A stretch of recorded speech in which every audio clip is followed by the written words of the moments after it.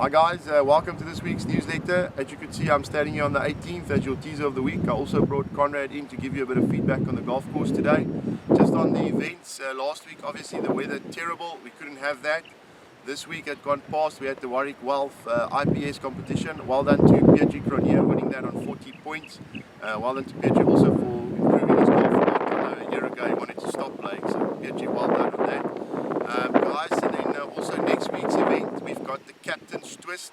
The captain has decided that he wants all his golfers to go and play on the yellow and black tee boxes, a combination of yellow and black tee boxes for you guys next week. So please try and join us for that. I know Charles already promoted a lot yesterday, so those of you who haven't entered, please join us for the Captain's Twist next week Wednesday. Guys, we're going to talk a little bit about some questions we received on the greens. Conrad, if you want to have a go, the big question is all these little seed heads that you see popping out. It's a grass called Bahana. It's found all over the world, but I'm going to ask Conrad just to give us a bit of insight on it. Yeah, morning, thanks. It's probably the most aggressive invasive grass that you find in the world.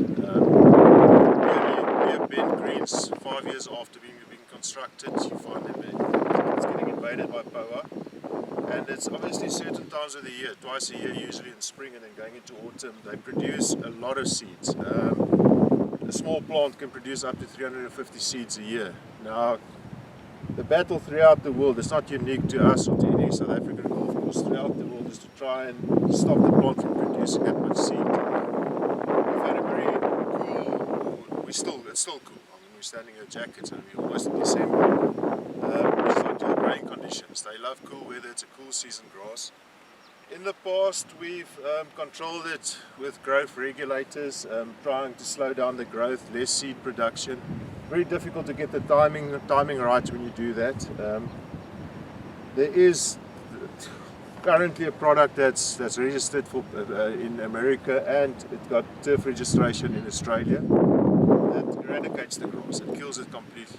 Now we're in the starting phases. We're going to do some trials. We'll use the driving range greens first, and within 3 months we should have a good indication if it will work here and the application rates that we need. And then hopefully in another 3 to 6 months we can be back to 90% pure bent greens. So that's the aim, and that's what we're going to try and do, and the trials will start soon. Yeah, thanks Con. I think also a thing that everybody should just note out there, the weather, as you mentioned, it's cold now.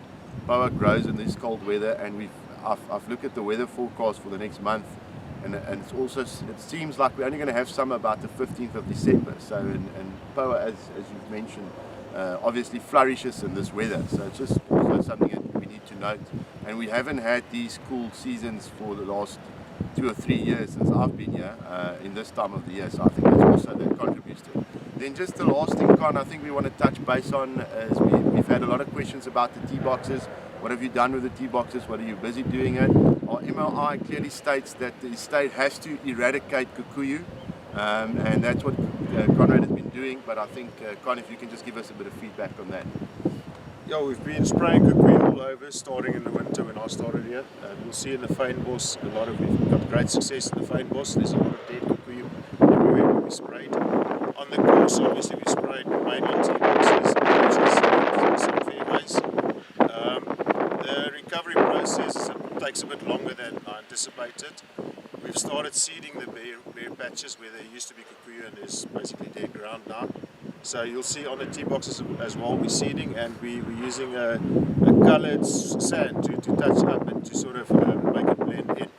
But within a couple of weeks we should see new growth in those areas as well. But it's our aim to try and eradicate kikuyu and control it as far as possible. No, thanks Con, thanks for joining us today. I think that gives everybody a bit of clarity on what's happening on the golf course, and that we are working very hard to get this golf course or remain at the top #1 spot in South Africa. Thank you so much for tuning in today. We'll chat to you next week.